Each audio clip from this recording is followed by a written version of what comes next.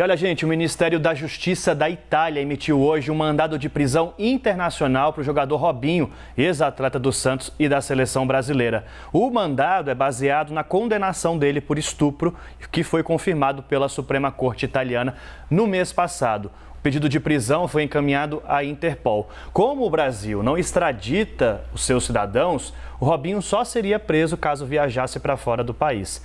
A justiça italiana considerou Robinho e outras 5 pessoas culpadas por um estupro de uma mulher depois de uma festa em 2013.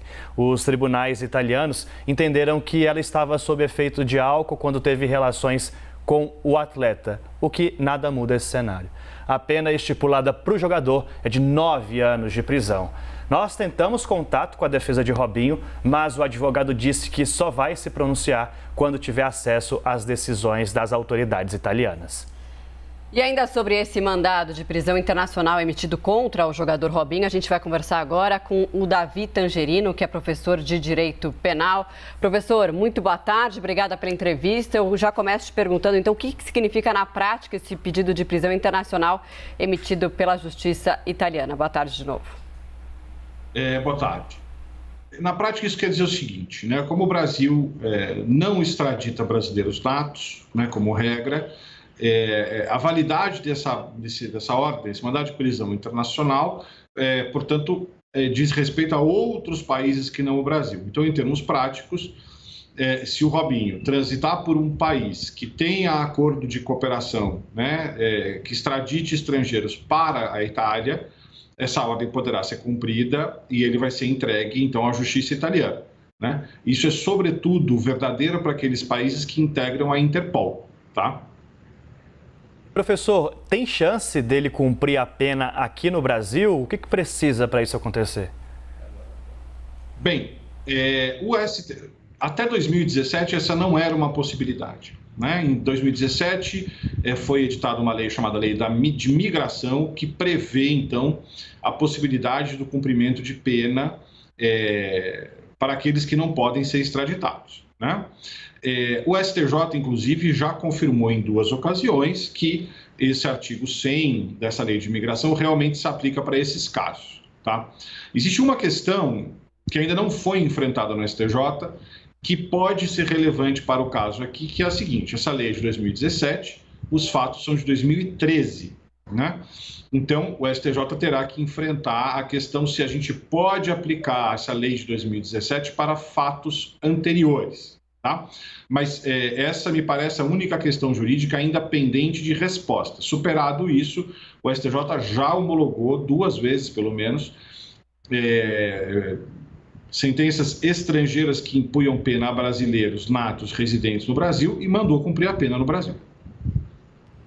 E, professor, essa transferência de execução de pena já aconteceu alguma outra vez? Sim, então nós temos poucos precedentes, mas houve um relativamente recente a pedido de Portugal. Então, sim, já aconteceu. Professor, nesse caso, acredito que a Justiça vai demandar muita discussão ainda sobre o tema. Qual que é a estratégia possível da defesa para tentar evitar isso? Já que há essa jurisprudência, ou seja, já há essa questão ligada a outros casos que aconteceram, tem alguma chance dele não responder a esse crime? Então, me parece que do ponto de... Eu não conheço os autos, né?